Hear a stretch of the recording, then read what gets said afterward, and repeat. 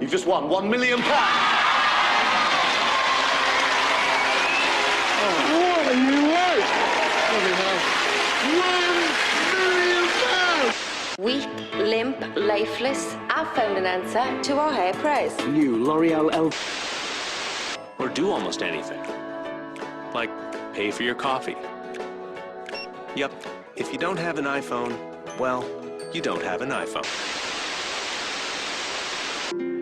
It says this, 1 John 3:17 and 18. If you have this world's goods, and you know of brothers and sisters who are in need, you see that person on the side of the road in desperate need, and you keep what you have while that person suffers, how can you say, I have the love of God in my heart? Fair question.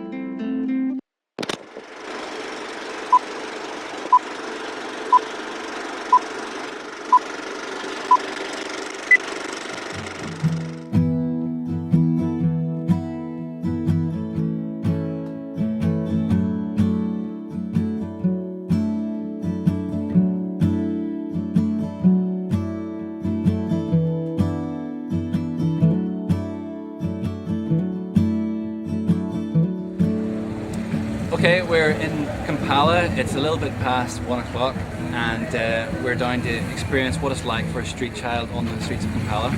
So as many of you know, with Abaana we work with the New Life Homes. We bring kids off the streets. We do a little bit of work with kids on the streets, but we've never really experienced what it's like to be a street child. So tonight is actually about experiencing what it's like to be a street child. We've already had a little bit of a run-in with some of the local authority, but we've got it all cleared up now, so we're all getting ready to settle down for bed. We've got our cardboard boxes, we've got our plastic bags, which is the standard which many of the street children will use. There's 7 of us here, Mzungus, with about 15 to 20 street kids on this one section. So the whole point of this is, one, for us to experience what life is like on the streets, but also two, to encourage you to come out and sleep with us in the streets in Bangor. We're doing a sleep out in December time, and we want you to join us, sleep on the streets, so that many of these kids won't have to. So hopefully you'll get a bit of an idea tonight of what it's like for them, and maybe you'll be motivated to do something about it.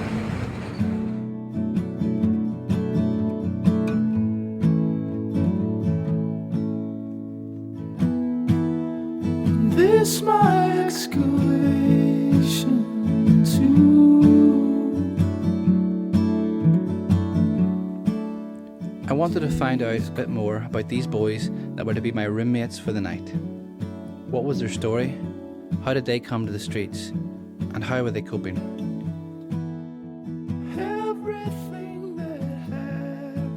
Mohammed was one of the younger boys we met. He stood out from the rest of the group as he still had a childish innocence about him that had long disappeared for some of the other boys. He was shy, but he giggled almost constantly. And with the help of one of our translators, I was able to find out his story. Okay, this is Mohammed. He's 10 years old. He's lived on the streets for about a year. His parents are from Kampala, but he was living with his sister in the city. And his sister was married, but she started to beat him, so he says that he ran away. And he basically doesn't have anything to do during the day. He gets sometimes some food from a hotel. He says that he wants to be a doctor when he grows up, and he thinks he'll be that, but he's only got up to a P3 education even though he's 10 years old. So a kid that size just runs around the streets, nobody looking after him. It's pretty sad. So he's one of our roommates for tonight. He smiles a lot, but he's very shy. As I watched Mohammed laugh, it was easy to forget that he was a street child. But as reality set in, I started to feel a little sick. That innocence, that joyful spirit would all soon be robbed by a cruel life on the streets.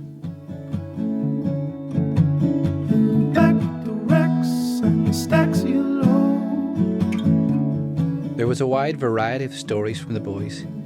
Each one seemed to have a different reason for being on the streets. I spoke to Lyndon to find out his story. So this is one of the guys on the streets. It's one of my roommates tonight, and he's 25 years old. His name is Lyndon, and Lyndon, you said that you ended up on the streets because your family told you to go away. Yes. Why did they do that? For them, they are Muslims. Yeah. And that's why they told me that if you become a Christian, no, cannot allow you to be here. Okay. So they told you to go away. Yeah, they just. And but you just found a job. Yeah, I got a job. And what's that job? This job of building construction. Yeah. You're a porter. A porter. So you push the wheelbarrow? Yeah. You carry bricks? Bricks are sand serving also. And how much do you get paid a day? 5,000. 5,000. So that's just over £1 a day. Yeah. And so if you have a job, why don't you have a home? No, I'm still contributing the money. You're trying to save money? Yeah. And how much have you saved? I have so far saved 90,000. 90,000, so that's about £20. And how much do you need for a home? 180. And that's for 1 month's rent? Yeah. So you're saving up the money so someday you'll be able to get some rent? Yeah. So how much can you save each day? I'm saving 3,000. 3,000 a day, so you spend 2,000 on food? On food, yeah. And you have no money for accommodation? No. Okay, thank you. Welcome. It was encouraging to see Lyndon dreaming of getting off the streets and working hard to make it happen. However, it worried me that it would take him at least 1 month to save 90,000, but he needed 180,000 for a house. In other words, after paying 1 month's rent, he'll be back on the street. Many of the boys we spoke to were desperate to get off the streets, but didn't know where to start. Joshua was one of those boys. Okay, this is Joshua, and Joshua is 10 years old. He's telling us that his brother, he's been on the streets for about 2 months, and his brother brought him to the streets, and he lived with his brother for about a month in the street, but now he's lost his brother and he hasn't found him. So when we asked him why he didn't go home, he said it's because he couldn't get home, he didn't have any money for a taxi. We asked him did he want to go home, and he said yes. So what we're going to do is we're going to bring him into our home for one day tomorrow, and then the next day we're going to send one of our social workers to Uganda, see if we can locate his family, because this kid wants to go home. So again, this is one of the sad situations where you have a kid coming onto the streets and they really don't want to be there, but they have no way to get themselves home. So Joshua tonight is another one of our roommates.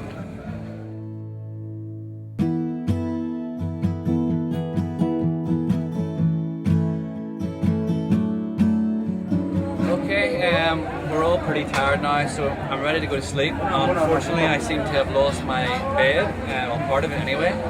So Fred's got one of the bags and Musa's got another one.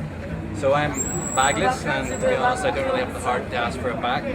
So it's time for sleep.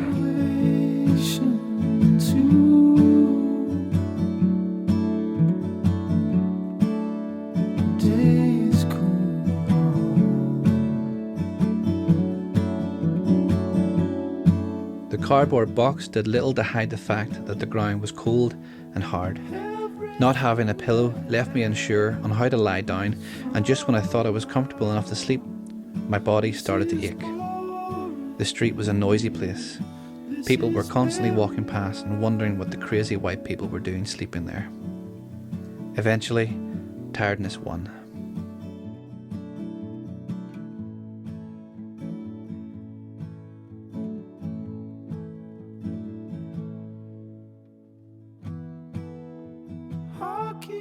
It didn't feel like long before it was time to get up and start the day.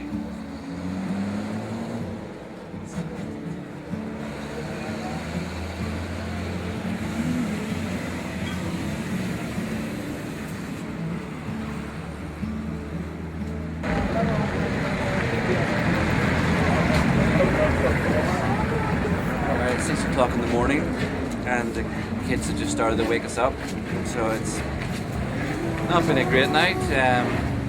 So it's this guy on the right of me was scratching all night, and the guy on the left was coughing all night. I think he's got some sort of chest infection. But the ground is incredibly hard. By about 4 o'clock it started to get pretty cold for us, so I'm sure for these kids it's even worse. There's one kid up the row there who's only got shorts and t-shirt, no bag, no nothing. So for him it's going to be pretty cool. So yeah, it's not nice for these guys. This is what they have every night. This is one night and it's only a few hours for us really. And tomorrow night we'll be back in a nice bed. But for them, it's back on the streets tomorrow night.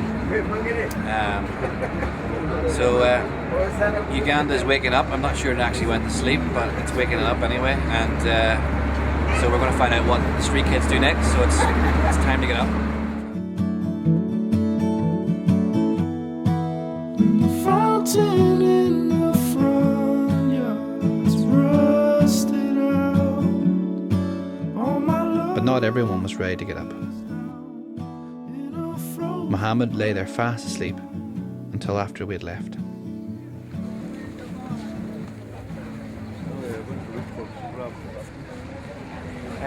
So everybody's kind of awake now, and we're asking around what's the first thing you do, and we're told there's no breakfast, no washing, nothing like that there.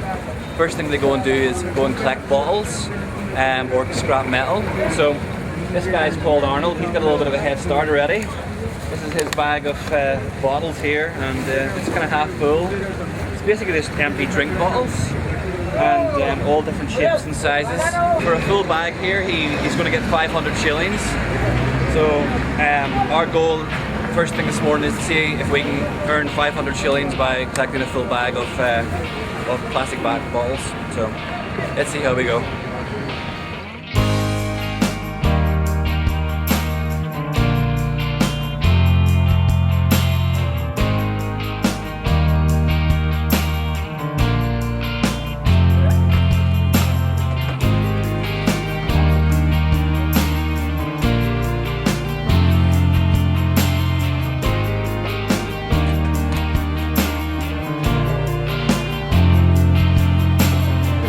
Somebody from one of the upper windows just dumped something out their window on top of me. But it absolutely stinks, and I'm sorry, but I wasn't putting my hands through that. As the guys were pulling the stuff off, there was some rotten stuff coming through. It was pretty gross.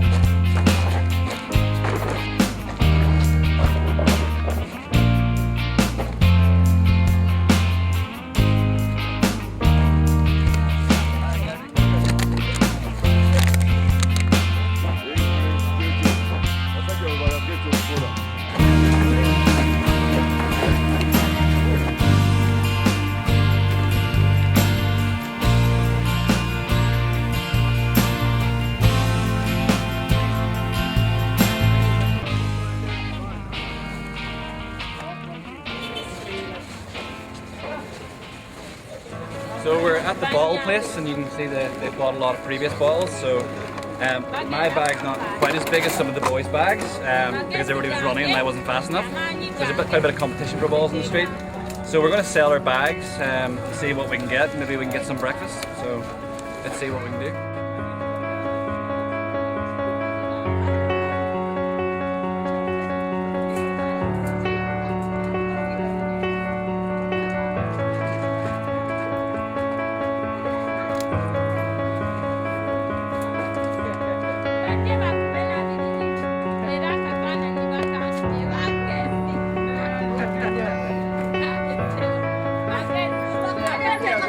I earned some money this morning. I got 500 shillings. I wondered, do I have to pay tax on this?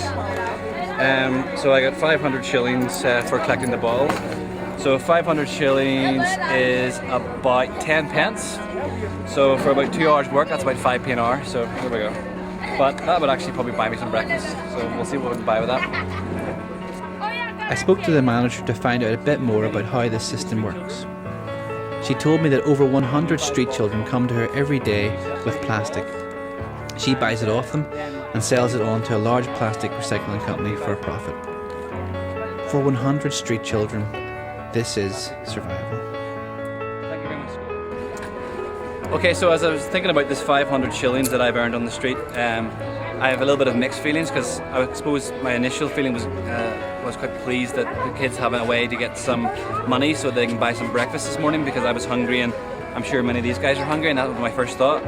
But my concern is that it actually can encourage some of these kids to actually stay on the street, and although this is encouraging to know that they're going to get breakfast, it's a little bit worrying. I kind of think that it might actually encourage them also to stay on the streets. 300? So I'm going to see what I can get here. This is just literally beside the ball place. So for I think for about 300 shillings I'm going to be able to get a chapati.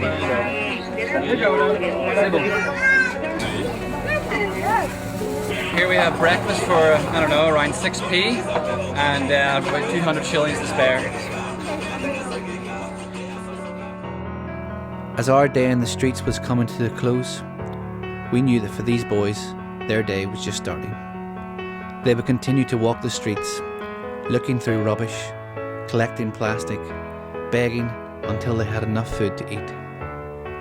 Each day the same, with no chance of an education, no chance of a future. It doesn't have to be that way. Abaana has already given 40 street children a new life, and with your help we can do so much more.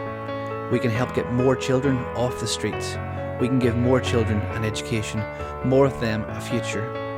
But we need your help. If you'd like to support us, whether it's by sleeping out in the streets yourself or by any other means, please do get in touch. Thank you for making a difference.